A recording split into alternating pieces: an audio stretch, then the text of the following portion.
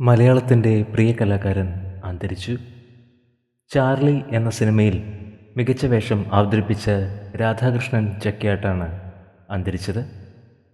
Photographer, നടൻ എന്നീ നിലകളിൽ ശ്രദ്ധ നേടിയ രാധാകൃഷ്ണന് 61 വയസ്സായിരുന്നു. ഹൃദയാഘാതത്തെ തുടർന്ന് പൂനെയിൽ വെച്ചാണ് അന്ത്യം സംഭവിച്ചത്. 4 പതിറ്റാണ്ടിലേറെ കാലമായി ഫോട്ടോഗ്രാഫി രംഗത്ത് സജീവമായിരുന്ന രാധാകൃഷ്ണൻ ക്യാമറ, ഫോട്ടോഗ്രാഫി വിഷയങ്ങളിൽ പരിശീലന പരിപാടികളും നടത്തിയിരുന്നു.